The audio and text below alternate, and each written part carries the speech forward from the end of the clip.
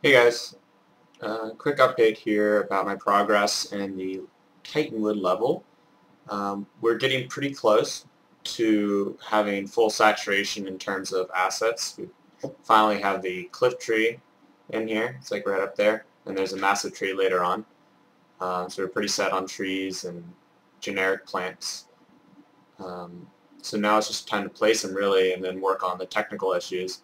You'll be able to tell that my frame rate is a lot lower than it used to be now that we've kind of placed all the final assets. So we're going to have to work on that. So I'll just do a quick fly through and show you what's been going on in here. Um, Done a little bit of touch-ups here, walking up to the first totem. I've made it a little bit more impersonal probably. It's a little bit more crowded and it really guides the player. It's very linear at this point. Just so that the player really understands what's going on and gets an idea of this whole totem thing. But right when you get to this first totem in your peripherals, you'll see this totem over here, or at least the glow of the totem, and you'll be able to turn and see that. I'm liking how this scene right here is set up. There's this beautiful massive tree that Tyler sculpted, and I brought it down, but then I as well kind of used some rocks and some other roots to make it look like it was curving a little bit. So there's this nice swoop that points towards the totem. I know it probably doesn't make sense biologically, but I think compositionally it's an interesting setup scene-wise. Gameplay-wise, though, you can definitely walk up to the totem and then just walk right through. The other option is to just kind of see it and know it and walk towards the right.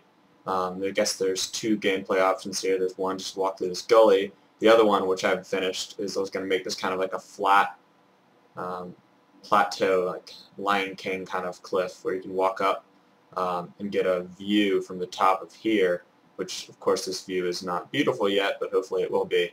And I'm thinking maybe this is kind of where the curse just, you'd have to jump off and start running, kind of kicks off the whole thing like a ski slope. There's nice, if you look back, there's nice perspective on these trees, really gives it atmosphere, but also if you imagine the curse, it's extremely looming from that angle. As you can tell, there's not any of those ferns and the dill bushes in here, which I've been using sparingly. There's like a few of them here. I'm going to go back and put some more ferns and some dill bushes, but you can tell how much we relied on them when you get to this point. I turned off fern, and that's what it looks like. So we were heavily relying on ferns, and I'll click it on. It's just the same asset repeating over and over. I mean, that's cool, but I think I'm preferring what we got going on here. But I do like the biomass that the ferns have. So I'm going to go back and add some ferns because they do look good. They do make sense biologically. So that's where I'm at there. I do have a design suggestion. I think one way that we can make this interesting gameplay-wise once the curse rolls in is we can change the saturation of the level. Right now it's set at 0.7, and potentially we can turn that all the way up to 1. And when the curse rolls in, and maybe the closer the curse is, the less saturated it is. So let me turn it down to like 0.2, kind of get a totally different atmosphere by just having the saturation down. And I can imagine, running from the curse in this, and that'll be a nice contrast from the beginning when it was nice and tranquil with the 0.7. We can even go up to 0.1 to show you what full saturation looks like. And maybe we like full saturation. I just turned it down just because I thought it's a little overbearing. It's just a different style, and I suppose we have to define that a little bit. But yeah, it's going well. I think my biggest worry is technical issues, the frame rate, of course. And then my other concern is how, without knowing how these trees are going to fall, it's hard for me to put them in their final places. So let's see here, I'll just like click on this tree here. Like, in this location, if it just falls like with this thing, it's going to look kind of funky because it's going to fall into the rocks there.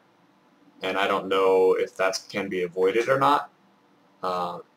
And if it has to be avoided just by the placement, so I need to kind of place it in a place where the gully kind of coincides with the tree falling, so maybe it would fall there and stop, you know, instead of into the thickness of it all like it would if it was fell that way.